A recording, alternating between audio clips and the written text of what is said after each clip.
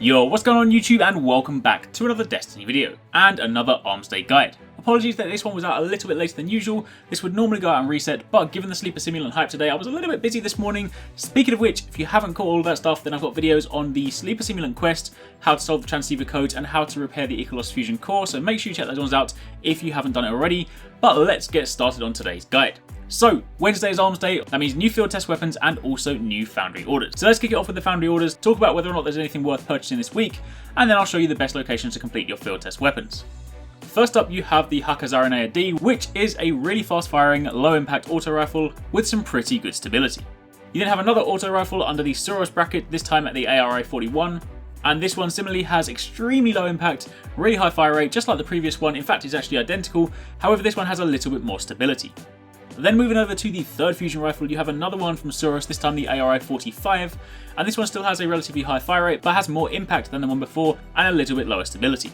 You then have the Suros JLB-47 rocket launcher. This one has a really high blast radius, relatively good velocity, and an above average reload speed.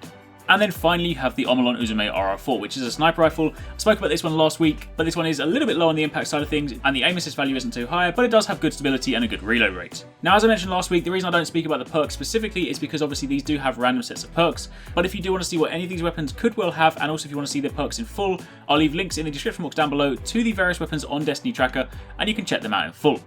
Now moving over to the field test weapons, these ones again this week can be done in two locations. The first of which is on the Cosmodrome, and the second is on the Dreadnought.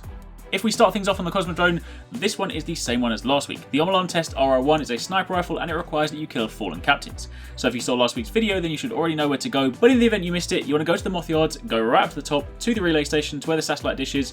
There's a captain that always spawns there. Kill the captain with the sniper rifle, kill the two vandals, walk away from the building, go down towards that path, turn around, go back, and they'll spawn again. And for everything else, you can go to the Dreadnought, simply because the remaining weapons require you either get precision kills, hive kills, or Cabal. And given that the Dreadnought has both Cabal and hive in the first area, it's the best place to do it.